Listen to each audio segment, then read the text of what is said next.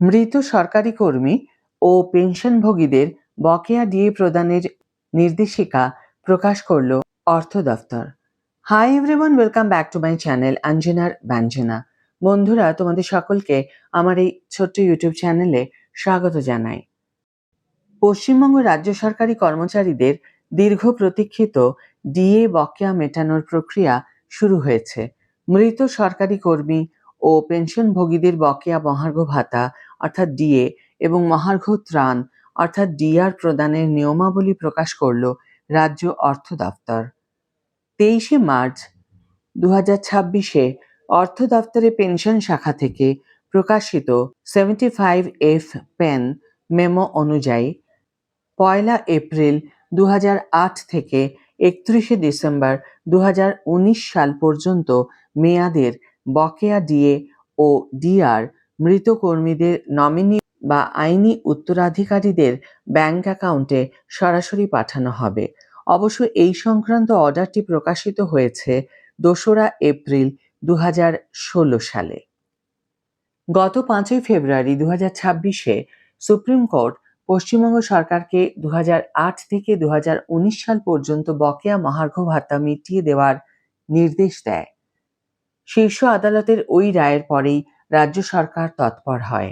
March মাসের মাঝামাঝি সময় থেকে ধাপে ধাপে বর্তমান ও অবসরপ্রাপ্ত কর্মীদের বকেয়া মেটানোর প্রক্রিয়া শুরু করে রাজ্য অর্থ দফতর। কর্মরত কর্মচারীদের জিপিএফ অ্যাকাউন্টে এবং গ্রুপ ডি কর্মীদের সরাসরি ব্যাংক অ্যাকাউন্টে বকেয়া পাঠানো হচ্ছে। সেই নির্দেশিকার সূত্র ধরেই এবার মৃত কর্মীদের পরিবার বা উত্তরাধিকারীদের প্রাপ্য বকেয়া টাকা কিভাবে তাদের কাছে পৌঁছবে তার সুনির্দিষ্ট পদ্ধতি নির্ধারণ করা হলো এই নতুন মেমোর মাধ্যমে। মৃত কর্মীর নমিনি বা আইনি উত্তরাধিকারের বকেয়া টাকা পাওয়ার জন্য অতি দ্রুত নির্দিষ্ট কর্তৃপক্ষের কাছে আবেদন করতে হবে। 1.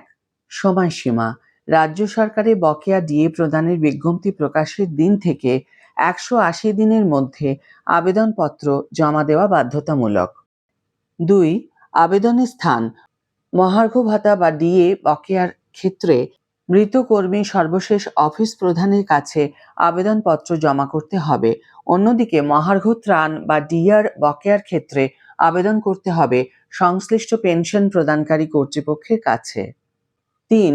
আবেদনের সঙ্গে বৈধ নথিপত্র যেমন ডেথ সার্টিফিকেট, উত্তরাধিকারী প্রমাণপত্র এবং ব্যাংক অ্যাকাউন্টে সম্পূর্ণ তথ্য জমা দিতে হবে। পেনশন বা ফ্যামিলি পেনশনভোগীদের ক্ষেত্রে বকেয়া ডিআর প্রদানের প্রক্রিয়াটি অত্যন্ত স্বচ্ছ রাখা হয়েছে। 1. নমিনি নির্দিষ্ট থাকলে treasury pay and accounts office বা সংশ্লিষ্ট ব্যাংকের কাছে থাকা পিপিও কপি বা ফর্ম এ অনুযায়ী নির্দিষ্ট নমিনিকে বকেয়া টাকা দেওয়া হবে। যদি ট্রেজারি কর্তৃপক্ষ নিশ্চিত হয় যে বর্তমান ফ্যামিলি পেনশনার এবং নথিবদ্ধ নমিনি সম্পূর্ণ একই ব্যক্তি, তবে সরাসরি সেই ফ্যামিলি পেনশনারের ব্যাংক অ্যাকাউন্টে বকেয়া ডিআর পাঠিয়ে দেওয়া হবে। 2. নমিনির তথ্য না থাকলে ডিসবার্সিং অথরিটির কাছে যদি পিপিও বা ফর্ম এ তে কোনো নমিনির তথ্য না থাকে, তবে আইনি উত্তরাধিকারীদের বকেয়া ডিআর দেওয়া হবে।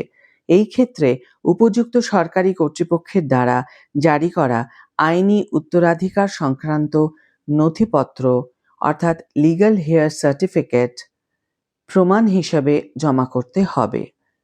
কর্মরত অবস্থায় বা অবসরের পর সরকারি কর্মীদের মৃত্যুর সময়কাল এবং HRMS আইডি থাকার উপর ভিত্তি করে বকেয়া ডিএ প্রদানের পদ্ধতিটি 3 ভাগে ভাগ করা হয়েছে। 1.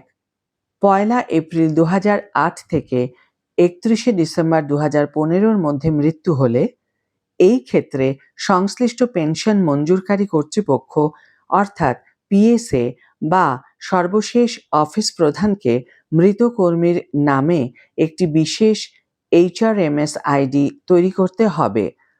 এরপর মৃত কর্মীর সার্ভিস বুকে প্রয়োজনীয় তথ্য পূরণ করতে হবে। এই তথ্যের উপর ভিত্তি করে ডিডিও WBIFMS পোর্টালের মাধ্যমে বকেয়া ডিএর নিখুঁত হিসেব করবেন এবং তা যোগ্য উত্তরাধিকারীর ব্যাংক অ্যাকাউন্টে পাঠাবেন। 2. 31শে ডিসেম্বর 2015 পর মৃত্যু হলে এবং HRMS আইডি থাকলে অনলাইনে থাকা তথ্যের ভিত্তিতে ডিডিও সরাসরি WBIFMS পোর্টালের মাধ্যমে বকেয়া ডিএ হিসেব করে তা নমিনির ব্যাংক অ্যাকাউন্টে পাঠিয়ে দেবেন। এর জন্য নতুন করে আইডি তৈরির প্রয়োজন নেই। 3. 31শে ডিসেম্বর 2015 পর মৃত্যু হলে HRMS আইডি না থাকলে ডেপুটেশনে থাকা বা অন্য কোনো প্রযুক্তিগত কারণে যদি কর্মীর HRMS আইডি না থাকে তবে প্রথম পদ্ধতির মতোই নতুন আইডি তৈরি করে সার্ভিস বুক আপডেট করতে হবে এবং তারপর ডিডিও হিসেব করবেন। উত্তরাধিকারীদের আবেদন প্রক্রিয়ায় কোনো সমস্যা হলে বা প্রযুক্তিগত বিভ্রান্ত দূর করতে রাজ্য সরকার দুটি বিশেষ সহায়তা মাধ্যম চালু করেছে। হেল্পলাইন নম্বর 03322535417 এবং ইমেল ifms-wb@gov.in। যাচাই করা হয়েছে wbpay.in সম্পাদকীয় দল যারা WBIFMS ও রাজ্য সরকারি প্রক্রিয়ায় 10 বছরেরও বেশি অভিজ্ঞ। আজকের ভিডিও এখানে শেষ করছি বন্ধুরা। ভিডিওটি যদি কার্যকর বলে মনে হয়ে থাকে তাহলে অবশ্যই একটি ছোট্ট করে লাইক দিও, শেয়ার করো বন্ধুদের সাথে, কমেন্ট করে জানিও তোমাদের মতামত।